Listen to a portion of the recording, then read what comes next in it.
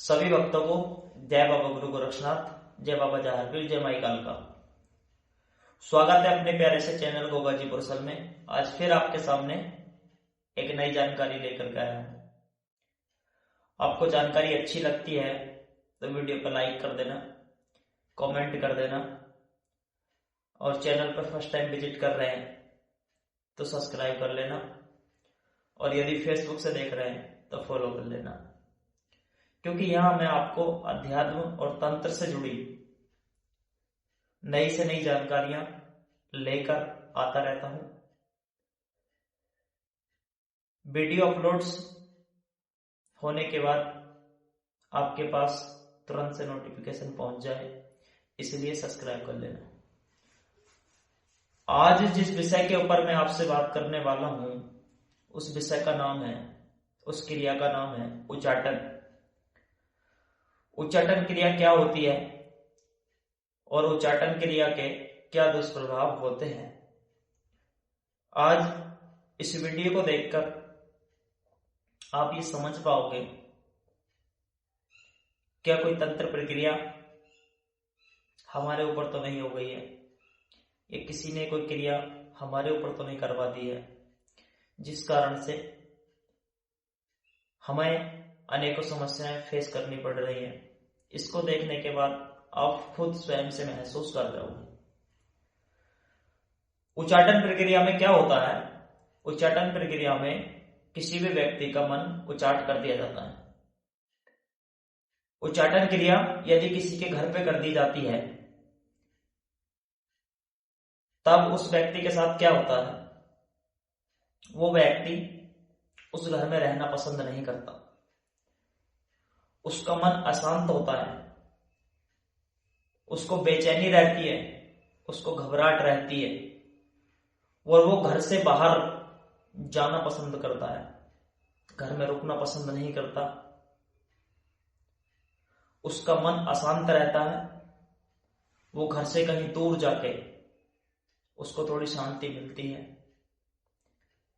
और कुछ समय के बाद जब वो वहां रहना शुरू हो जाता है तो वहां से भी उसका मन उचटना शुरू हो जाता है। फिर वो तीसरी जगह पहुंच जाता है, उसको कहीं शांति नहीं पड़ती, अपने आप को वो महसूस नहीं करता कि उसका संतुष्ट है, वो उसका मन बेचैन रहता है। यदि यही प्रक्रिया, उच्चाटन प्रक्रिया, किसी के दुकान, किसी के व्यवसाय पे कर दी जाती है, तो फिर उसी के व्यक्ति के साथ यह होता है कि वो व्यक्ति पूरा दिन घर में पड़ा रहता है। वो व्यक्ति अपने दुकान, अपने व्यवसाय, अपने बिजनेस पे जाना नहीं चाहता। इस कारण से उसका पूरा व्यापार ठप हो जाता है, बहुत उसको नुकसान हो जाता है। उच्चाटन प्रक्रिया कुछ लोग अपना मतलब निकलवाने के लिए भी तांत्रिकों से मिलकर करवाते हैं। कई केस ऐसे होते हैं जो रूम या मकान रेंट पे दे देते हैं और वो किसी कारणवश से जबरदस्ती से नहीं निकलना चाहते, तो उस स्थिति में भी कुछ लोग तंत्र का सहारा लेते हैं और उच्चाटन की प्रक्रियाएं कराते हैं। तो आपके साथ या आपके मिलने वाले किसी भाई के साथ इस तरीके से प्रॉब्लम फेस करनी हो रही है, पड़ रही है, तो आप इसको समझ सकते हैं कि इनके साथ क्या हो चुका है। देखिए, जब भरत अपने बड़े भाई श्री राम जी से मिलने वन को पहुंचे थे, तब उनके साथ अयोध्या के कुछ अन्य लोग भी थे, और वो श्री राम जी को छोड़कर अयोध्या वापस नहीं जाना चाह रहे थे। तब उस समय नारद जी ने उन सभी अयोध्यावासी की प्रजा के ऊपर उच्चाटन प्रक्रिया की थी, और उस उच्चाटन प्रक्रिया के चलते सभी अयोध्यावासी लोगों को वापस अयोध्या आना पड़ा।